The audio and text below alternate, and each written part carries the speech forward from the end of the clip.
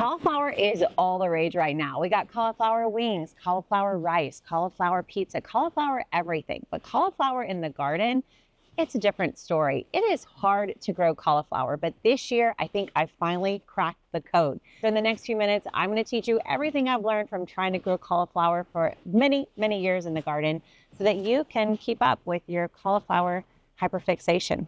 Let's get started. Cauliflower is in the Brassica plant family. If you are familiar, that's going to include things like kale, broccoli, arugula, radishes, mustards, all those really healthy for us leafy greens. Cauliflower is in the same plant family. Now this plant family is interesting because you have your really quick producers like radishes and arugula. They're done in like 40, 45 days. And then you have your very long producers like Brussels sprouts that are going to take like 120, maybe 130 days in the garden. Cauliflower is pretty close to Brussels sprouts when it comes to demands in the garden. It needs a ton of space, it needs a ton of time, and it needs a lot of attention. Cauliflower is picky, but for good reason. So most of us don't necessarily live in a place that has 100 days where the highs are between 45 and 65 degrees. So we're gonna have to all adjust to where we're growing, and I'm gonna show you how to do just that. So if you're in a hot climate, you want to put your cauliflower as a plant into the ground right around October or November. This is when the soil has finally started to cool down and you have the chance to grow cauliflower all throughout the winter. If you're in a cold place, you want to start cauliflower very early in the winter indoors and then move your cauliflower out into the garden really as soon as that soil can be worked. If you're in a mild climate, this perhaps could be the trickiest places to grow cauliflower, because you have spring pretty early in the season and your temps warm up a lot faster than they do in mild climates. So in this case, you want to get your cauliflower planted as a plant as early in the spring as possible. So getting this timing right, where you have these high temperatures, 45 to 65 for about 60 days, that's the key. So check out your temps and adjust as needed. Temperature is so important for this picky plant. Now there's one thing that some gardeners swear by, which is tying up cauliflower to blanch the heads. So I actually did a little experiment and I left some of my cauliflower open and I tied a couple of the other ones up. So this is one that I tied up to see if I could end up with a nice, tighter, wider head of cauliflower. And I'll show you the results for that at the end of this video. So now that you know when to plant, let's cover planting, tending, and harvesting so that you get a ton of cauliflower in your own garden. First, planting. I recommend putting a plant into the ground. Going from seed to harvest is just going to take way too long. So either grow your own starts indoors in the coldest parts of the year, or buy from a local nursery that's got great organic plants. Now, cauliflowers can literally take up an entire raised bed if you let them, and we're not going to let them. You want to give each cauliflower about 1 square foot in the garden space. When I planted out this garden, I've already harvested a few of these cauliflower. I planted 8 cauliflower right down the middle of my garden. And that wasn't the only thing I planted in my garden, right? I've got carrots and lettuces, I've got cilantro, I've got onions, I've got peas on the trellis, so many other plants surrounding it. So give your cauliflower 1 square foot, that is it. Now, once you get this planted, you want to keep it watered and keep it protected, especially if your temps are too hot or too cold, especially in those first few weeks of growth. And then we come to the tending part. So as your plants grow, you're going to notice that these leaves want to completely take over the entirety of your garden. You'll see that I've been cutting off leaves for weeks on these plants. So had I let these plants do their own thing without managing them, these leaves would currently be covering every other part of growth in my garden. I cut the leaves for several reasons. First, for pest control.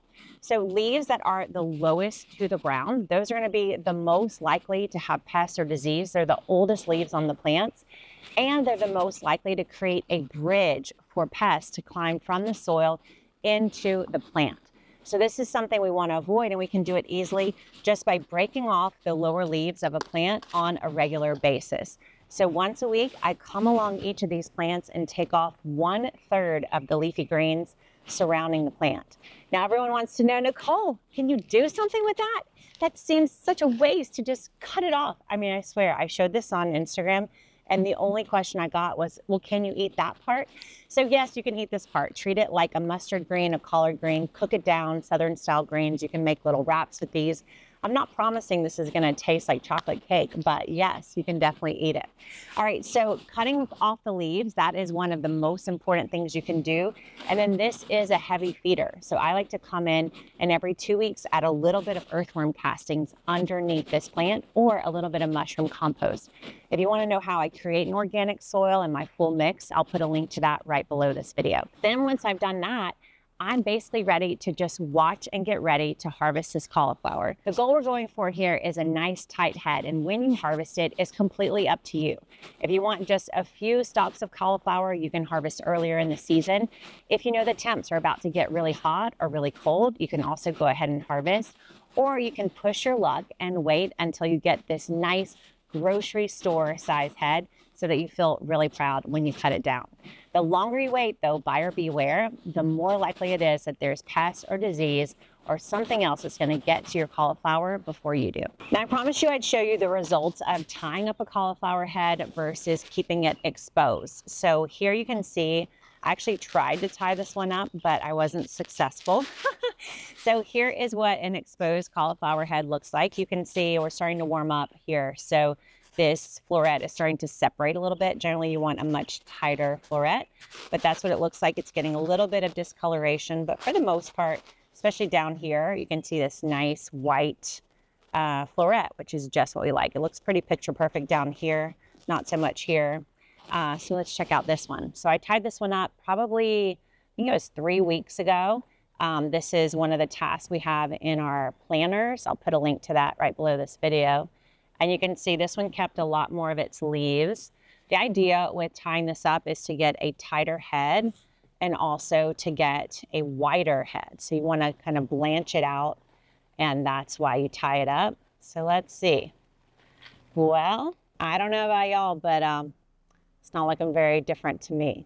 So we still have a little bit of a white head right here at the top, but the florets are still starting to break out and we have a little bit of discoloration.